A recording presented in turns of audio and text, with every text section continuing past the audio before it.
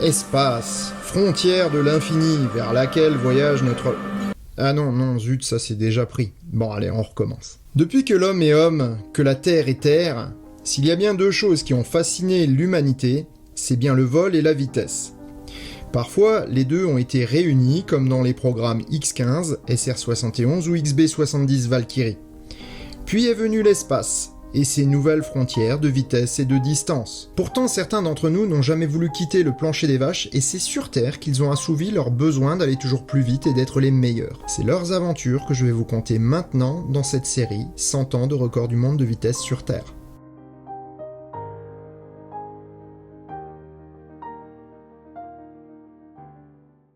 Avant de commencer cet épisode, je vous rappelle que les abonnements sont primordiaux pour la survie à long terme du choucroute garage. S'abonner est gratuit et sélectionner toutes les notifications à l'aide de la petite cloche vous permettra de ne rien rater des prochaines émissions, mais également de soutenir mon travail. Merci d'avance. Nous sommes le 30 avril 1899 et un minuscule encart dans le Petit Parisien, en page 3, à la 5e colonne, titre « 106 km/h ». L'exploit est dans la rubrique des sports et relate l'événement ainsi. Hier, sur la route centrale du parc agricole d'Achères, M. Genadzi, sur sa torpille voiture jamais contente, s'est attaqué au record du kilomètre. Hâtons-nous de dire qu'il a parfaitement réussi, couvrant le premier kilomètre, départ arrêté, en 42 secondes 4/5, et le second en 34 secondes exactement, ce qui représente la terrifiante vitesse de 106 km/h. Le comte de Chasseloup-Laubat avait fait respectivement 48 secondes 3/5 et 38 secondes 4/5. La terrifiante vitesse de 106 km/h. Waouh! Que dirait ce commentateur de l'actuel record qui dépasse le mur du son? Pour notre point de vue moderne, et il faut bien le dire un peu blasé, une telle vitesse est plutôt réservée aux routes secondaires, tandis que les autoroutes sont limitées à 130 km/h. Je vais parler pendant toute cette vidéo de km/h. C'est bien sous-entendu qu'il s'agit de kilomètres à l'heure ou de kilomètres par heure. Au crépuscule du 19e siècle, cette barrière symbolique de 100 km/h représentait un sacré exploit. Et Monsieur Tout-le-Monde mettra bien des décennies à parvenir à cette vitesse dans sa voiture personnelle. C'est le magazine La France Automobile qui lance l'idée d'un concours qui récompensera celui qui parviendra à passer la barrière des 100 km/h à l'aide d'une automobile. En ces temps anciens, les pionniers expérimentaient toutes les solutions pour propulser leurs autos. On voyait ainsi des automobiles à moteur à piston, encore peu fiables et dangereuses en raison du carburant très inflammable qu'elles transportaient, qui pouvait être un dérivé de pétrole ou d'alcool. Ce dernier carburant, d'ailleurs, était un danger important car il a la particularité de brûler avec une flamme peu visible, voire invisible dans certains cas. Petite parenthèse pour ceux qui ont déjà vu des courses d'IndyCar. Les monoplaces sont alimentés par de l'alcool et à chaque ravitaillement, les vapeurs peuvent facilement prendre feu au contact des parties chaudes du moteur. Comme l'alcool s'éteint avec de l'eau pure, un bon gros jet de lance à incendie arrose préventivement les alentours de l'orifice de remplissage une fois le plein effectué. D'autres utilisaient la vapeur, avec des chaudières à pétrole, mais aussi à bois, à charbon ou à gaz. Comme le gaz utilisé était celui des réverbères de l'éclairage public, et que celui-ci contenait une bonne part d'hydrogène, on peut dire que ces autos étaient les premières voitures à hydrogène de l'histoire. En tout cas, à combustion interne ou à vapeur, il était clair que les performances n'étaient pas au rendez-vous pour réaliser une auto de record de vitesse. Elles prendront toutefois leur revanche plus tard. Pourtant, depuis 1834 et son invention, l'automobile a fait confiance à un autre mode de propulsion, la traction électrique. La lourdeur des voitures à vapeur et la rusticité des moteurs à combustion interne rendaient évidente l'utilisation du moteur électrique, dont la puissance, la fiabilité et la facilité de mise en œuvre étaient déjà les atouts. Très rapidement, 3 personnes ont été intéressées par ce concours. 2 pilotes, les stars de l'époque, et un constructeur. Les pilotes étaient Gaston de Chasseloup-Laubat, comte de son état, et Camille Genadzi, un ingénieur belge. Ce dernier connaissait bien les autos car son père fabriquait déjà en Belgique des pneumatiques pour automobiles. Si Camille Genadzi intervenait dans la fabrication de ses voitures, Monsieur le Comte fait appel à la carrosserie Genteau pour réaliser ses voitures de course. À cette époque, il était aussi facile de fabriquer une auto de course qu'une auto de route. En fait, je devrais plutôt dire qu'il était aussi difficile de produire l'une que l'autre. Chaque auto était produite à la main et différait de la suivante comme de la précédente. Produire une voiture de course demandait certes des développements supplémentaires, mais pas plus de main-d'œuvre ou de dextérité dans la fabrication. Les tentatives du concours devaient se faire dans l'allée centrale du parc agricole d'Acher, au nord-ouest de Paris. L'endroit commençait à être connu des fanats d'automobiles car un nouveau type de compétition arrivait à la mode. La course de côte. Attention, on parle ici de côte, mais rien de comparable avec la course en montagne contemporaine. On parle ici de 2 à 10% de pente et très peu de virages. Le but des autos de l'époque était de parvenir à monter la côte bien avant toute notion de vitesse. C'est lors de la course de côte de Chanteloup-les-Vignes, juste à côté d'Acher, que s'affrontèrent pour la première fois Gaston de Chasseloup-Laubat et Camille Genadzi. Ce dernier remporta la victoire en raison de conditions météo défavorables, empêchant le comte de Chasseloup-Laubat de prendre le départ. Ainsi naquit l'esprit de compétition entre les deux hommes, mais aussi entre Gentot et Genadzi en tant que constructeurs automobiles. Cette rivalité resta d'ailleurs vive jusqu'à la disparition de Gentot en 1906. C'est Monsieur le Comte qui ouvre le bal le 18 décembre 1898 et établit le premier record de vitesse automobile de l'histoire, à l'impressionnante vélocité de 63,15 km/h. Pour l'époque, c'était fantastique. 1 km par minute, vous vous rendez compte ? Dans une automobile qui ne fait ni bruit ni odeur.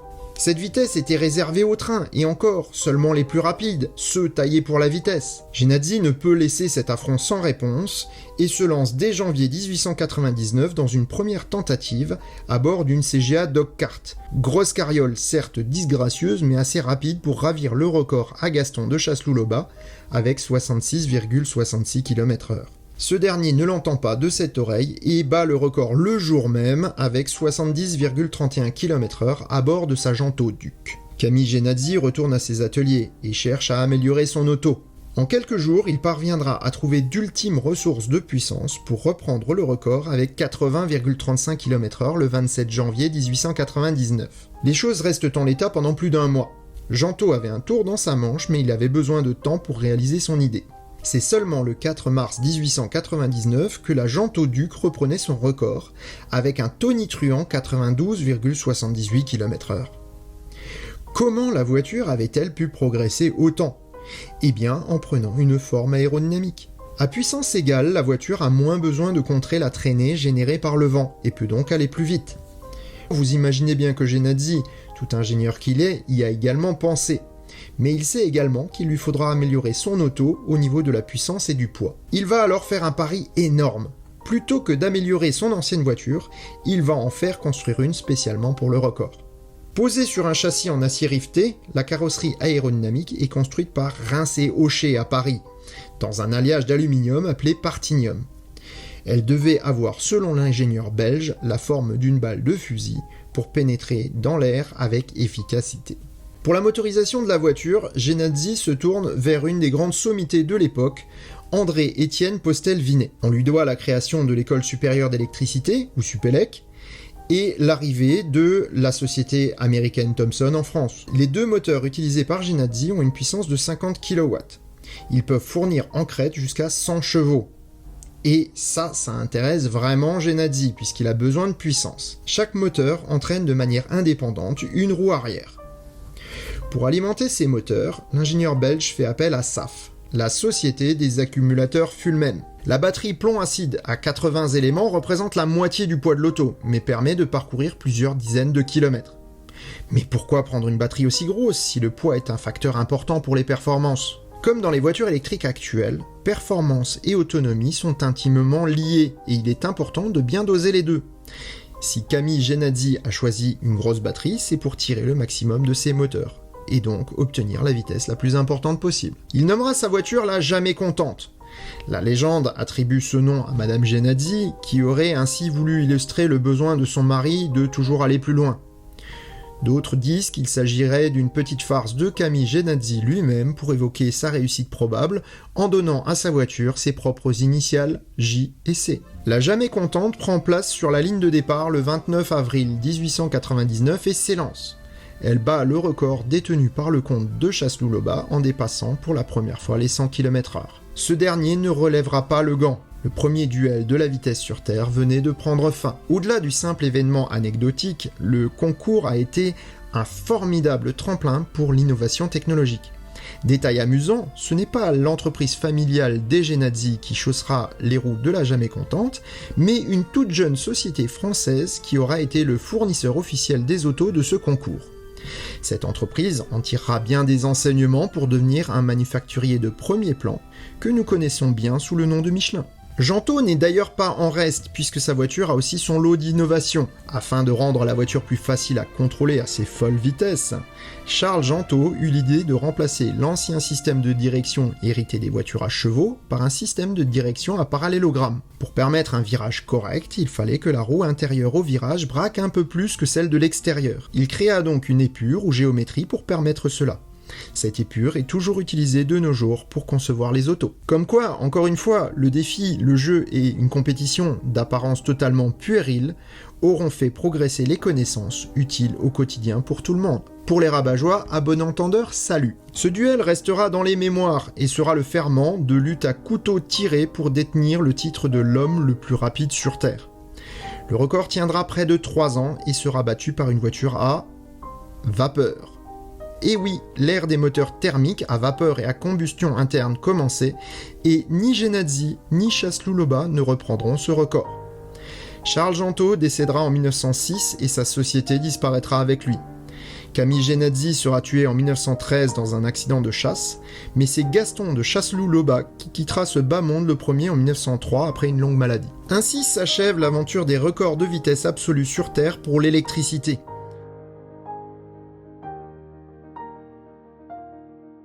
Ce n'est qu'en 1902 que Léon Serpollet reprit le flambeau.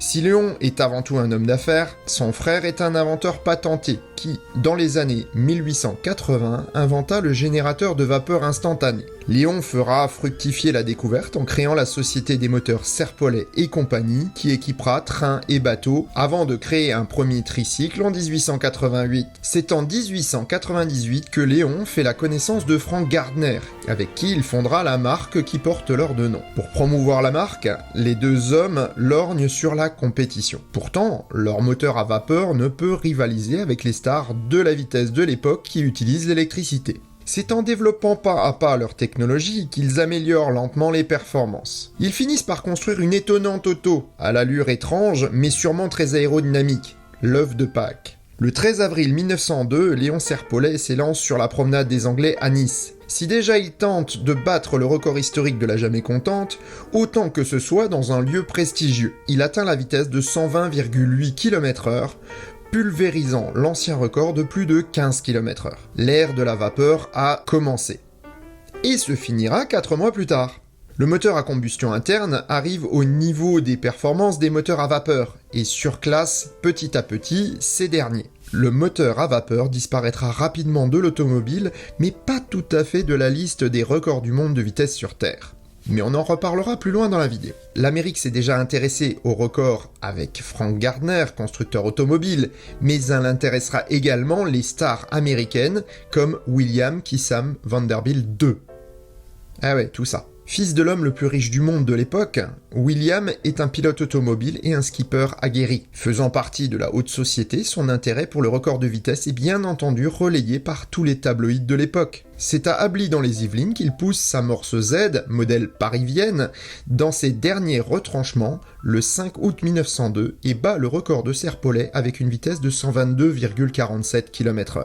Le constructeur parisien Morse améliorera sa voiture et son record avec plusieurs pilotes pendant 2 ans et d'autres constructeurs lui emboîteront le pas. C'est le début de ce que j'appelle l'ère de la puissance, puisque seule celle-ci sera importante dans les années qui viennent. Toutes ces autos ou presque feront fi des considérations aérodynamiques pour baser leur réussite sur la seule puissance.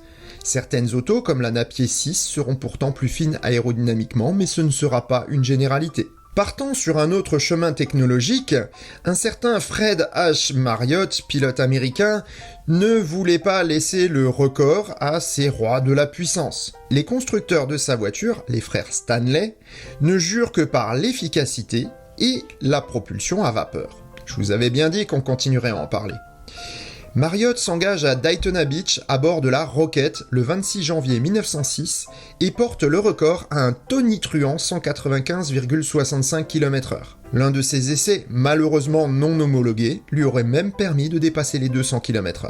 Cette barre symbolique lui faisant de l'œil ainsi qu'au constructeur de l'auto, il travaille d'arrache-pied pour l'améliorer. La pression de service fut portée de 1000 à 1300 PSI et la seconde tentative eut lieu 1 an après le record. La météo était pourtant bien différente et le sable nettement moins compact que l'année précédente. La roquette entra dans une ornière et s'envola dans les airs à plus de 145 km/h. Elle se rompit en 2 morceaux, blessant Fred Marriott. Il parvint à récupérer de son impressionnante pirouette, mais ne tenta plus jamais de battre le record de vitesse. Il faudra attendre 1909 pour voir la Blitzenbenz de 200 chevaux passer la barre des 200 km/h sur l'anneau de vitesse de Brooklands avec le français Victor Emery à son volant. C'est au même endroit et avec une auto similaire que le premier record aller-retour fut établi en 1914, juste avant la guerre, par le Britannique Linson G. Armstead. Celui-ci ne dépassera pas les 200 km/h mais établira le standard de tous les futurs records du kilomètre lancés qui désormais, pour être homologués, devaient réaliser une mesure dans chaque sens en moins d'1 heure. La Grande Guerre interrompt les tentatives et il faudra attendre 1919 pour qu'il ne tombe à nouveau. Le premier et seul Italien de la liste des recordmen, Ralph De Palma, est au volant d'une superbe Packard, profilée spécialement pour l'occasion, et prend le record avec un 241,2 km/h. Ce record ne sera malheureusement pas homologué par les USA. Il sera pourtant reconnu par l'instance qui deviendra plus tard la Fédération internationale du sport automobile. L'ère de la puissance reprend de plus belle et les records tombent de nouveau. Les autos utilisées sont des machines de Grand Prix et ne sont pas destinées spécifiquement au record. 2 pilotes sortent du lot, associés à la marque britannique Sunbeam, Sir Malcolm Campbell et Henry Seagrave. Leurs autos, respectivement la Bluebird et la Ladybird. Les vitesses commencent à dépasser 250 km/h et les voitures demandent de plus en plus de modifications pour réussir à aller toujours plus vite. Ils s'affrontent durant 3 ans à coups d'argent, d'influence et de courage. Et du courage il en fallait pour prendre le volant de ces engins. La compétition devient plus âpre et le niveau devient tel qu'un amateur éclairé peut difficilement rivaliser. Mais difficile ne veut pas dire impossible. John Godfrey Parris Thomas ne l'entend pas de cette oreille. Le pilote ingénieur, après une belle carrière chez les constructeurs automobiles britanniques avant la guerre en tant qu'ingénieur, rencontre au début des années 20 le major Ken Thompson. Ils deviendront amis et associés dans la course automobile et construisirent des versions spéciales des modèles Leyland pour les faire courir. On notera que Ken Thompson deviendra plus tard l'un des spécialistes qui interviendra à la fois sur les voitures de Campbell et de Seagrave. N'ayant ni la fortune de Campbell ni l'influence de Seagrave, Parry Thomas rachète la Higham Special Shitty 4 du comte Louis Zborowski, décédé à Monza, et la transforme pour en faire une véritable bête de course, la BAPS. N'ayant pas les moyens de ses concurrents, il parvient à s'offrir un moteur V12 Liberty d'aviation de 27 litres de cylindrée, moins puissant que le Napier Lion de Campbell ou Seagrave. Les premiers essais en octobre 1925 sont décevants. Les 400 chevaux du V12 sont clairement insuffisants. Thompson et Parry Thomas vont travailler avec acharnement et modifier profondément le moteur Liberty 12 avec des carburateurs Zenith et des pistons faits maison. La carrosserie est remaniée et la BAPS sort pour des essais dans les rues de Brooklands en avril 1926. J'ose pas imaginer la tête des passants. C'est à Pendine Sands, au Pays de Galles, lieu des précédents records de Campbell et Seagrave, que la BAPS va réussir à battre le record à plusieurs reprises.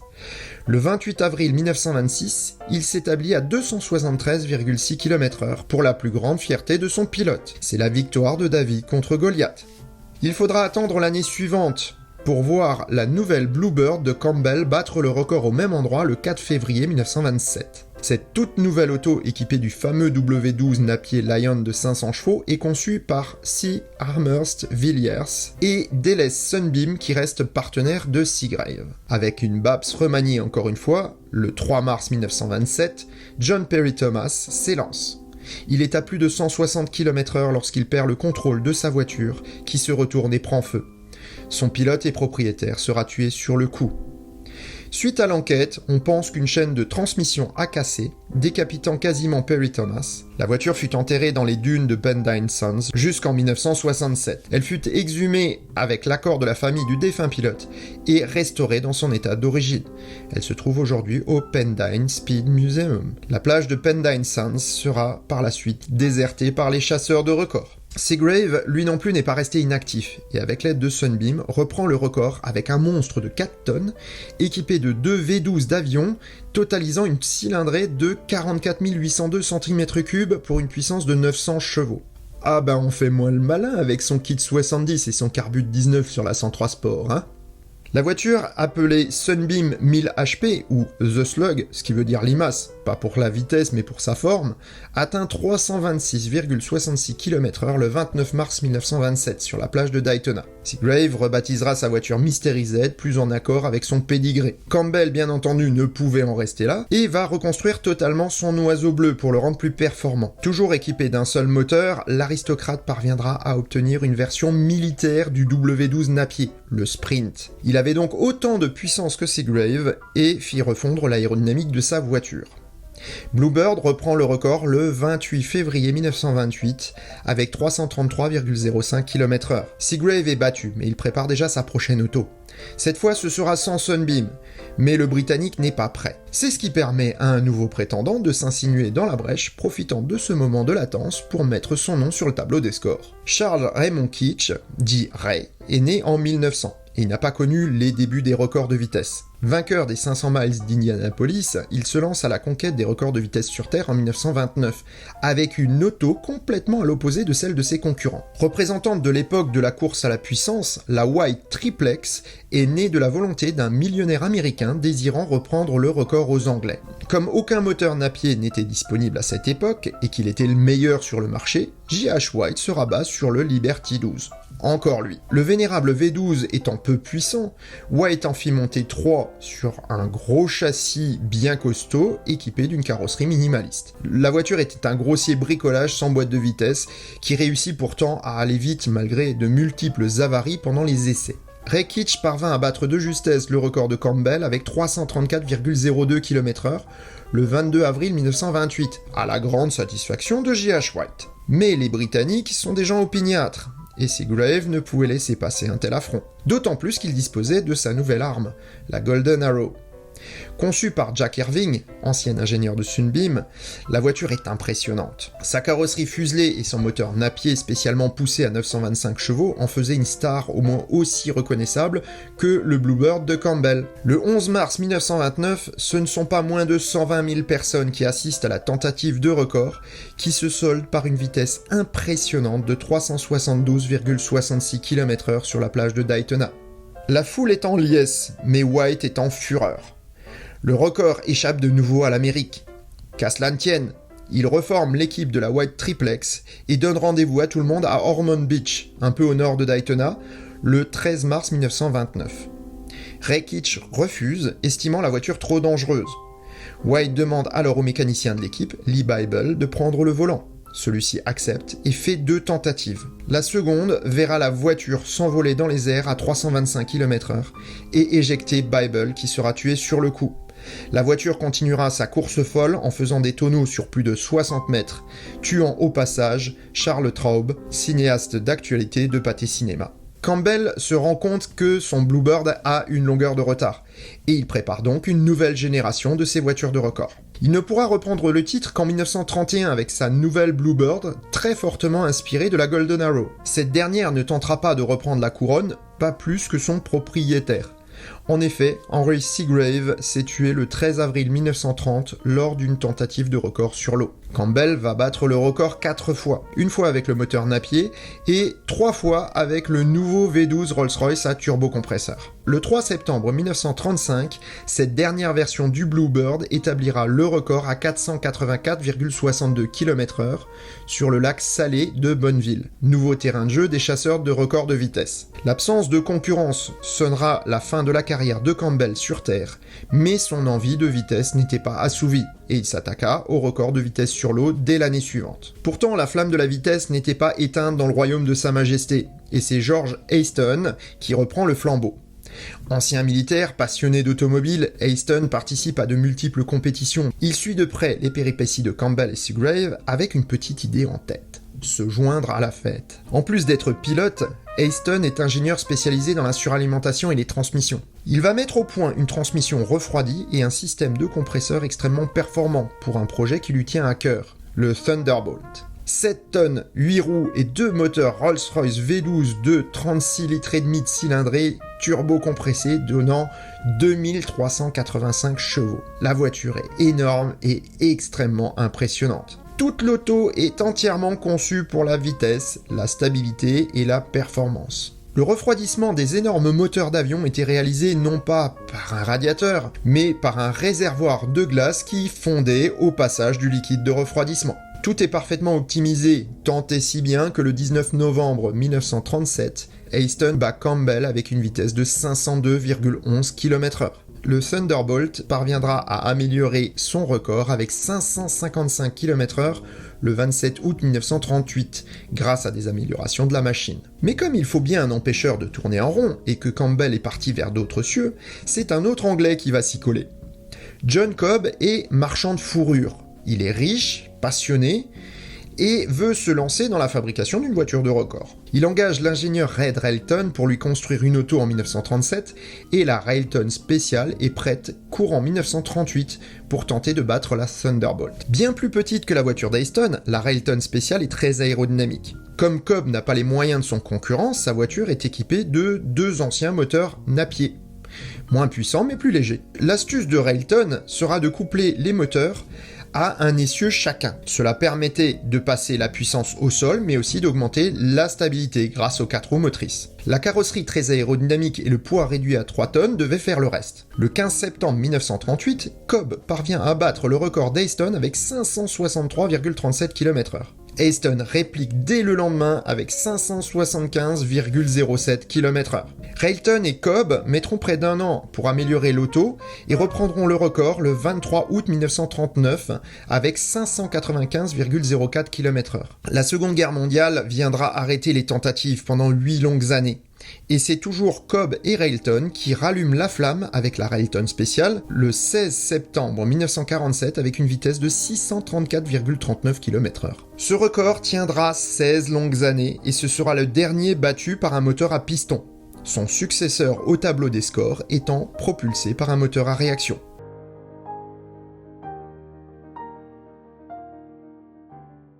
Comme dans toutes les guerres, le conflit mondial a mis en ébullition toutes les ressources d'innovation technologique. En 1945, ce sont 2 technologies majeures que l'Allemagne est parvenue à mettre au point, le turboréacteur et le moteur fusée à carburant liquide. Les Messerschmitt Me-262 ont terrorisé les Alliés, et les V2 la population londonienne. Vers la fin du conflit, un groupe de scientifiques américains fut envoyé sur le front sous couverture, afin de récupérer les technologies allemandes les plus avancées.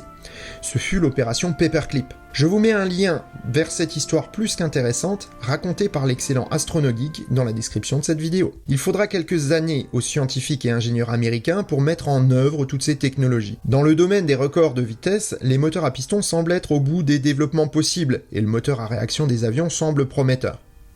Pourtant, le nouveau départ de la course à la vitesse absolue ne vint pas de l'Amérique, et de ses moyens énormes, mais de la patrie qui a également inventé le turboréacteur. Non, je vous vois venir, je parle pas de l'Allemagne, je parle de l'Angleterre. Si le principe du moteur à réaction a été inventé en Roumanie, oui.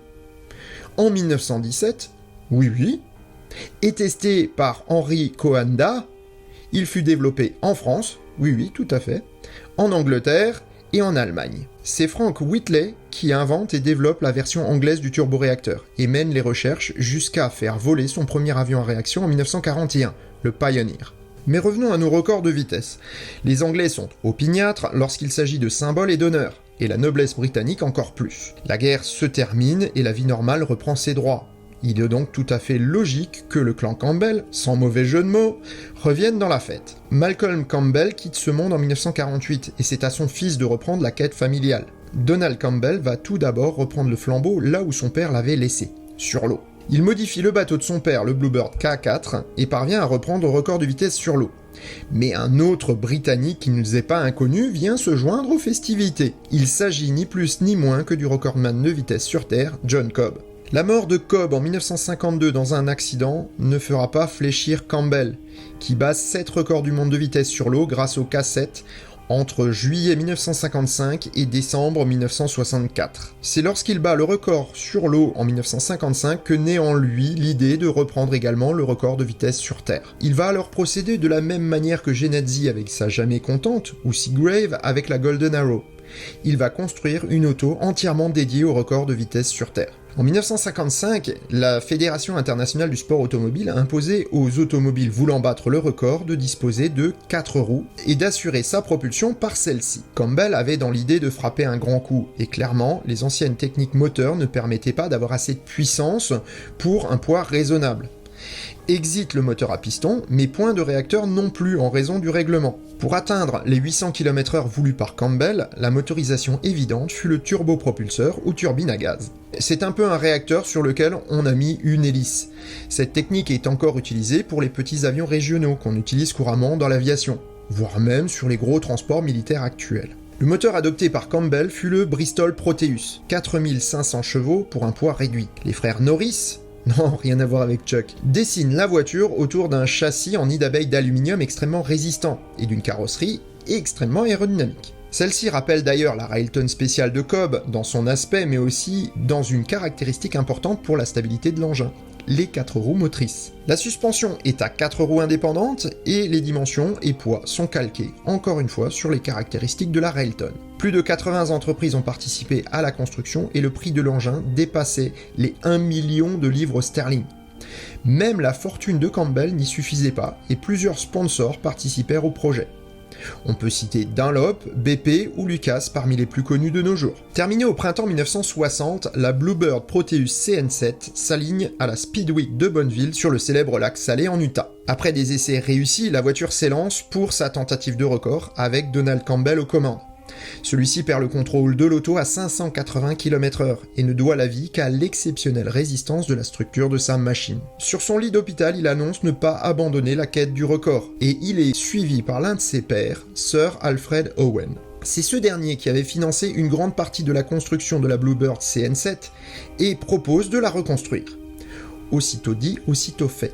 La seconde CN7 est en gros la même machine, avec une grande dérive supplémentaire pour améliorer la stabilité, et une protection de cockpit en fibre de verre. Pendant la reconstruction, Campbell se met à la recherche d'un nouveau site pour son record, car il ne veut pas retourner à Bonneville.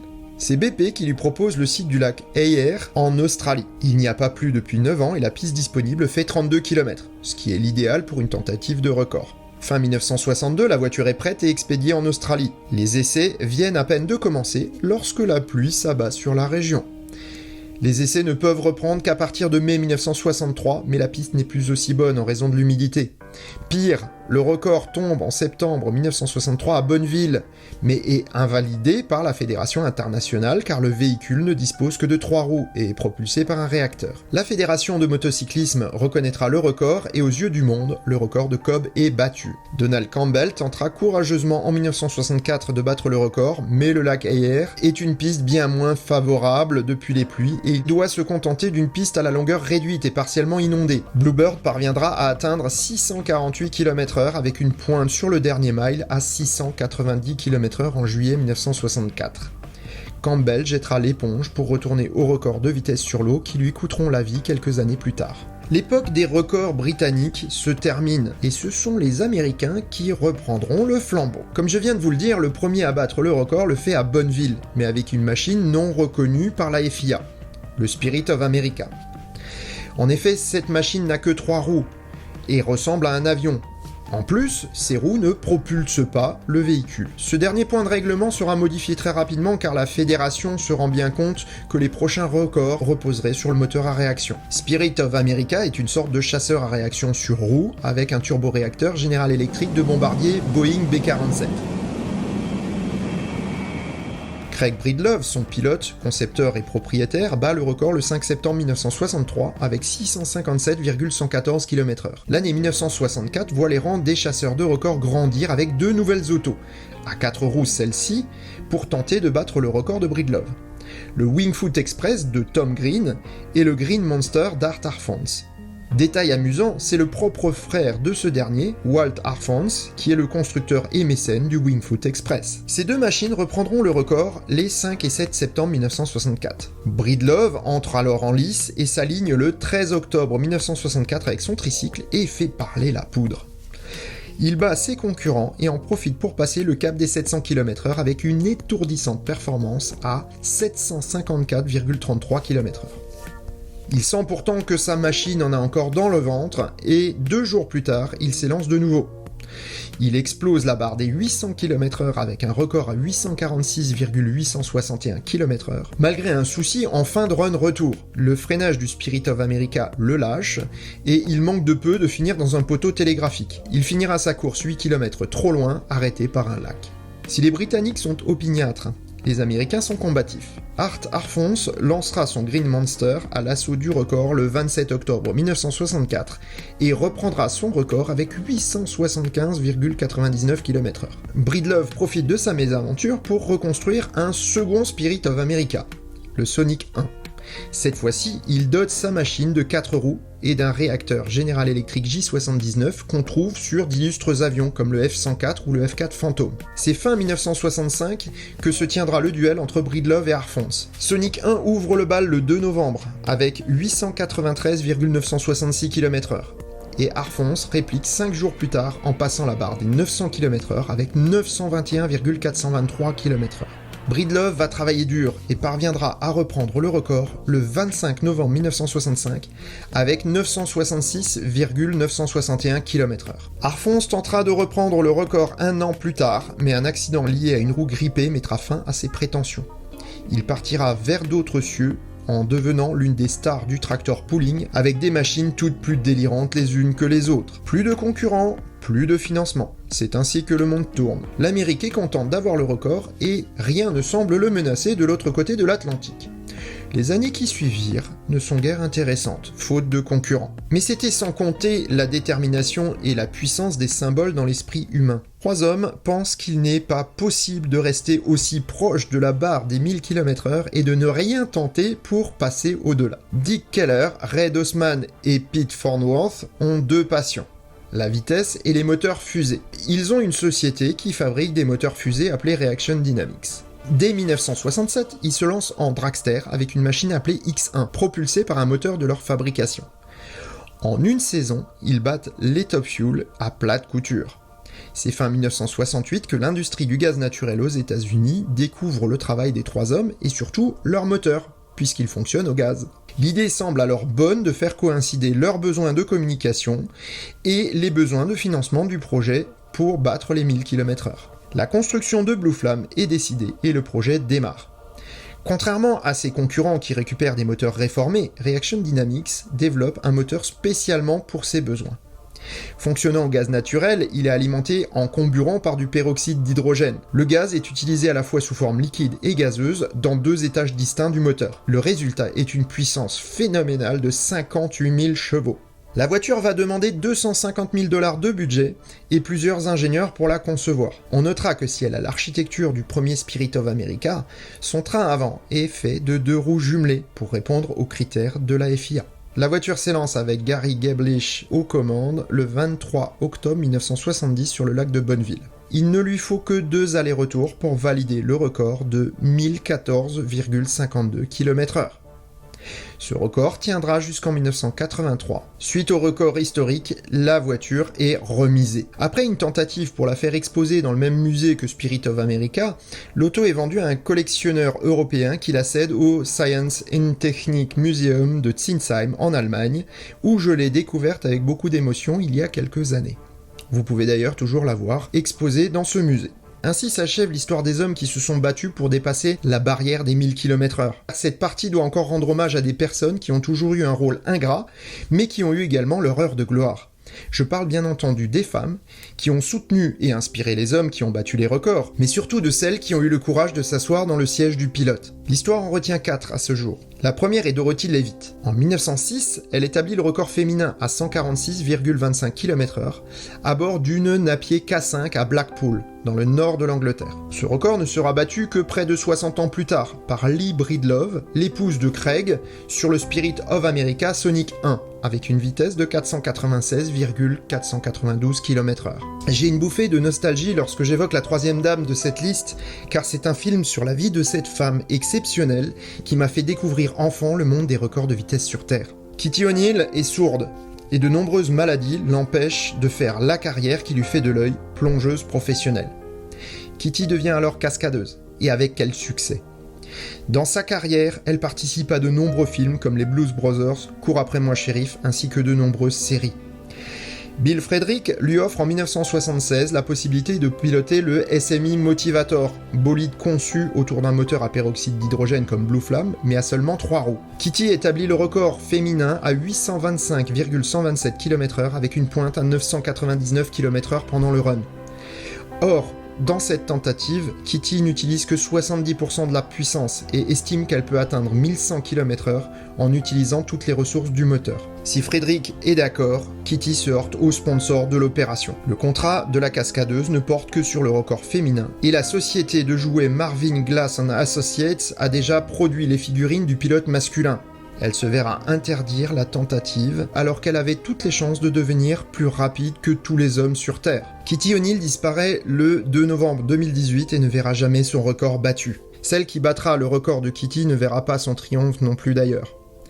C'est le 29 août 2019 que Jesse Michelle Combs s'élance à bord du North American Eagle, un chasseur F-104 modifié par une équipe de passionnés canadiens et américains. Ce n'est pas le premier essai de Jessie et elle n'est pas non plus une débutante en mécanique. Elle a animé plusieurs émissions de télévision comme le All Girl Garage et participé à des émissions comme Mythbusters ou le Jay Leno's Garage. Douée, elle sait construire, inventer et piloter toutes sortes d'engins. Donc, Oh vache, c'est dur. Donc, en ce 29 août, toutes les conditions sont réunies et Jessie pousse sa machine dans le désert d'Alvord, en Oregon. Le premier run se passe bien. La machine fait demi-tour pour réaliser son run retour. Tout semble bien se passer jusqu'à la fin du run, mais au lieu de s'arrêter, le North American Eagle continue sa route et sort du lit du lac asséché. Le crash tue Jessie sur le coup. Après enquête, la cause de l'accident semble être un affaissement du train avant suite à un choc avec un objet sur la piste.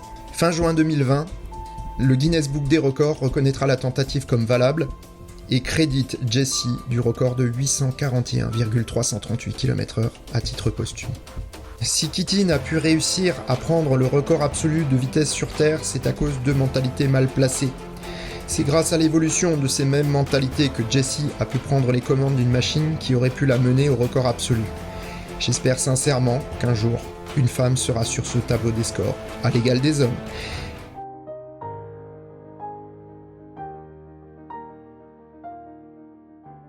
Une fois le record des 1000 km/h symboliquement passé, l'étape suivante était le mur du son. Ce qu'il faut savoir, c'est que le mur du son présente une particularité qui peut sembler étrange. Il varie en fonction des conditions météo, de l'altitude et de plein d'autres facteurs. Globalement, la vitesse du son dépend du milieu dans lequel il se déplace. Au niveau de la mer et en atmosphère standard, à savoir 1013 hectopascales de pression à une température de 15 degrés, cette vitesse est de 1224 km/h. Je parle bien sûr de nouveau de km/h pour km par heure ou km à l'heure. C'est cette vitesse et la présence d'un bang supersonique qui sera retenu comme critère pour valider le record.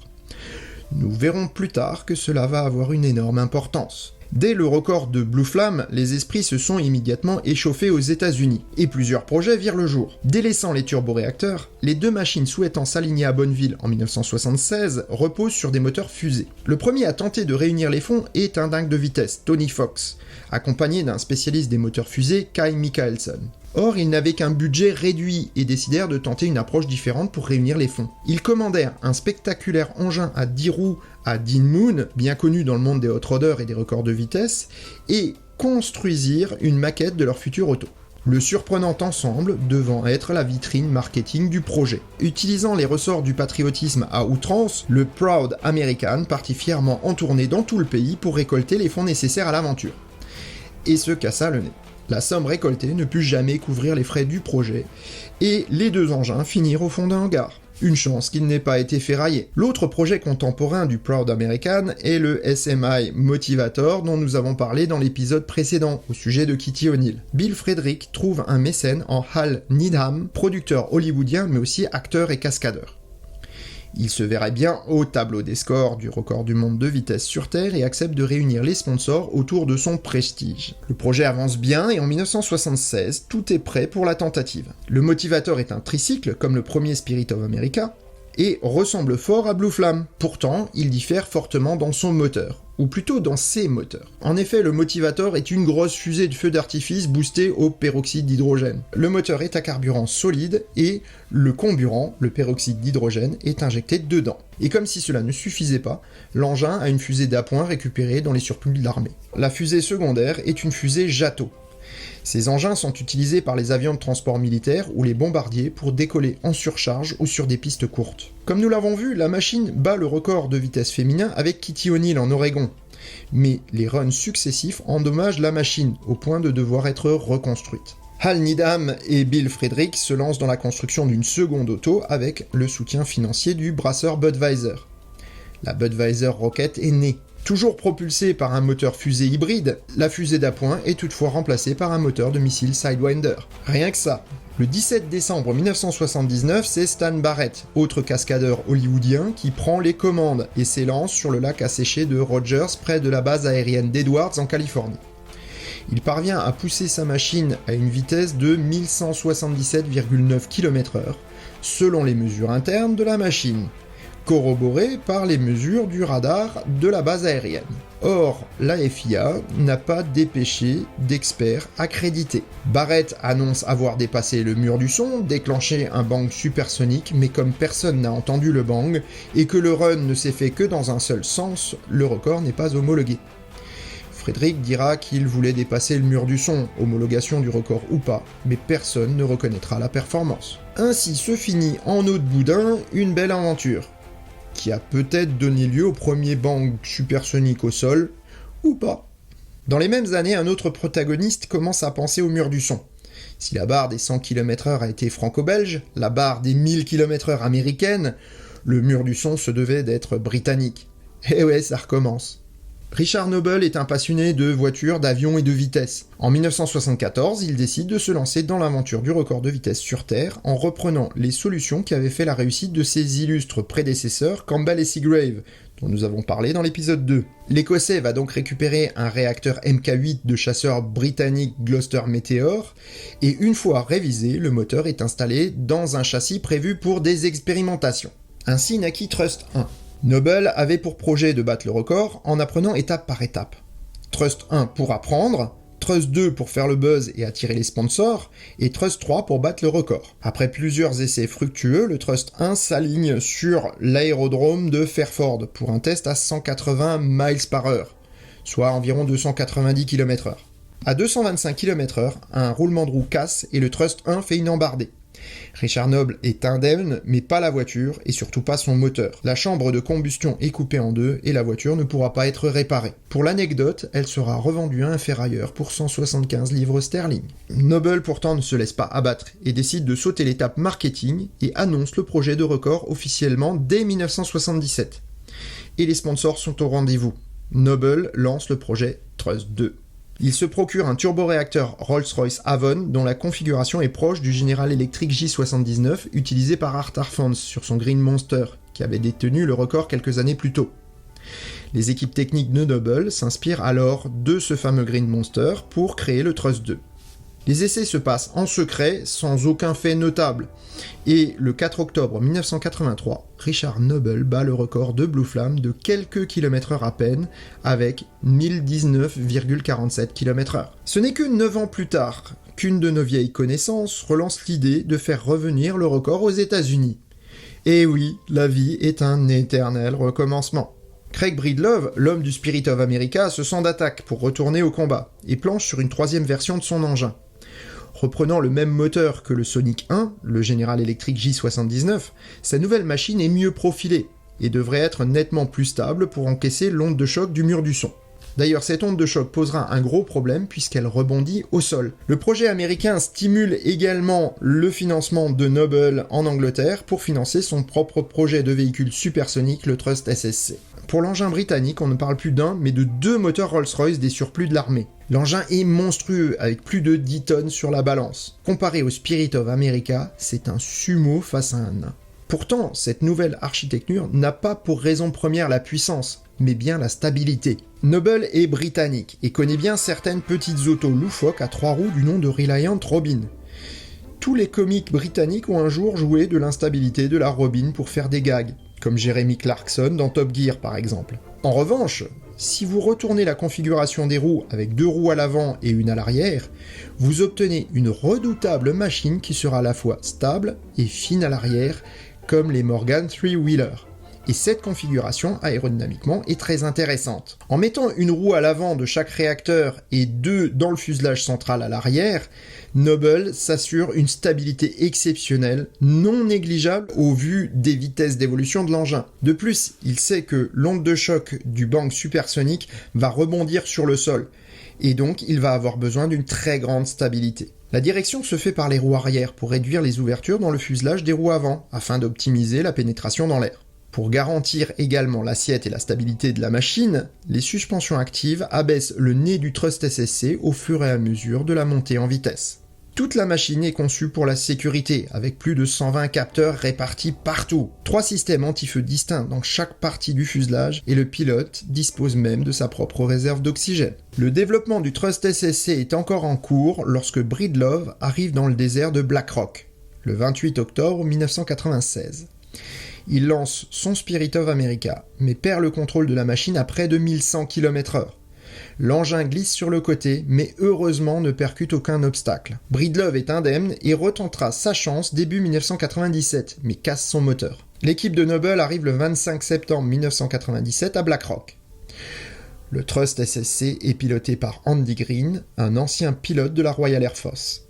Il bat le record de Noble avec 1149,30 km/h. C'est bien, mais l'objectif n'est pas encore atteint. Après 3 semaines de travail, le Trust SSC passe le mur du son avec une vitesse moyenne de 1227 km/h. Les runs ayant eu lieu dans les règles, dans les 2 sens et avec un bang supersonique audible, le record est homologué le 15 octobre 1997 et tient encore à ce jour. Le malheureux Spirit of America retente sa chance avec un nouveau moteur, mais ne parviendra pas à dépasser 1088 km/h. Le programme s'arrête en 1999 pour Craig Breedlove. Il revend le Spirit of America au milliardaire Steve Fossett en 2006, mais la mort de celui-ci mettra un terme à la carrière de l'Oiseau Blanc. Voilà plus de 20 ans que ce record n'a pas été battu. Est-ce à dire qu'il n'intéresse plus personne ? Ou qu'il devient trop dur d'aller plus vite ? Noble ne voulait pas s'arrêter là. Il se lance alors à la conquête des 1000 miles à l'heure, soit 1609 km/h avec le programme Bloodhound. Un concurrent américain se présente également avec le North American Eagle, un chasseur F-104 modifié. Récupéré au début des années 2000, celui-ci demandera énormément de travail et d'attention pour s'élancer sur la piste du record. S'il effectue de nombreux runs au fil des ans, les moyens réduits de ses propriétaires limitent les progrès et le coup d'arrêt est donné le 27 août 2019 avec le crash mortel de Jesse Combs. Le Bloodhound peine à trouver des financements et frise la faillite. Il sera sauvé en 2018 par Ian Warhurst avec le soutien de Rolls-Royce. La tentative de record devait se faire en Afrique du Sud fin 2020, mais la pandémie a encore retardé le programme. À suivre. Je ne peux refermer cette série sans vous parler de concurrents malheureux qui n'ont plus tenté leur chance et qui auraient pu changer ce fameux tableau des scores. Nous sommes le 23 mai 1928. Des milliers de spectateurs retiennent leur souffle au circuit Avus de Berlin. Sur la piste, une drôle de voiture avec des ailes et de multiples fusées plantées dans sa queue. À son volant, Fritz von Opel, petit-fils du fondateur de la marque automobile du même nom. La Rak 2, pour Rakete 2, ce qui signifie fusée, s'allume et les 24 fusées à poudre propulsent la voiture dans une fumée énorme et un sifflement strident. Elle atteindra 238 km/h et établira le record pour une voiture à réaction qui ne sera battue que dans les années 60. Ce n'est pourtant pas le record absolu à cette époque, puisqu'il est détenu par Ray Kitch sur l'ubuesque White Triplex avec 334 km/h. La RAC 2 n'en restera pas moins dans nos mémoires, auréolant la marque Opel d'une aura d'innovation et de modernisme. L'année suivante, la marque sera rachetée par l'américain General Motors, mettant fin au programme. La seconde candidate malheureuse est illustre par ses concepteurs, mais devait servir une idéologie plus que discutable. En effet, la voiture dont nous allons parler aurait pu être la voiture la plus rapide du monde pour le compte de l'État allemand en 1939. La Mercedes-Benz T80 est née de l'envie de Hans Stuck de devenir l'homme le plus rapide du monde. Le régime politique allemand saisit la balle au bond, la conception est confiée à l'ingénieur préféré du régime, Ferdinand Porsche, qui termine l'auto fin 1939. Elle aurait passé un test au dynamomètre le 12 octobre 1939, mais la guerre empêche toute tentative de record. Stuck dira plus tard que la voiture aurait été capable d'atteindre 750 km/h. Affirmation invérifiable de nos jours. L'auto est exposée au musée Mercedes-Benz à Stuttgart, mais n'est plus en état de rouler. La troisième et dernière auto représente l'ultime tentative d'un homme passionné pour prendre la place qu'il aurait tant aimé avoir aux côtés de son père au tableau des scores. Je parle bien entendu de Donald Campbell après son expérience malheureuse avec la Bluebird CN7. Bien loin d'abandonner l'idée du record sur Terre, il demanda à ses ingénieurs habituels, les frères Norris, toujours rien à voir avec Chuck, de lui concevoir une voiture supersonique en 1966. Ouais, déjà. Donald Campbell voulait frapper fort et la Bluebird Mach 1.1 devait être l'apogée de sa carrière. Ce qui est intéressant, c'est qu'il fut le premier à penser utiliser des fusées d'appoint de décollage comme la fusée Jato avec du peroxyde d'hydrogène afin de propulser son auto. La voiture devait reprendre la structure en nid d'abeille très solide de la CN7 qui lui avait sauvé la vie. Le gouvernement jamaïcain proposa même de construire une piste dédiée au record d'une longueur de 23 km. La mort de Donald Campbell aux commandes de son bateau de record en 1969 sonnera le glas du projet, malgré des tentatives des frères Norris pour faire survivre le dernier des Bluebirds. Il y aurait encore des histoires à raconter, des aventures à exhumer des limbes de la petite et de la grande histoire, mais je vous invite à parcourir les sites qui traitent des records de vitesse si cela vous intéresse. C'est ce que je vais faire pour ma part, en continuant à partager les histoires qui m'ont inspiré. Voilà, c'en est fini de cette série. J'espère que vous aurez pris autant de plaisir à la regarder que moi à la réaliser. La prochaine machine dont je vais vous parler dans ces vidéos du dimanche matin sera bien moins rapide, mais a une histoire tout aussi passionnante et dans un tout autre domaine, l'exploration de l'inconnu. Et sur ces bonnes paroles, je vous donne rendez-vous pour un prochain épisode du Choucroute Garage. Faites bonne route, portez-vous bien, ciao.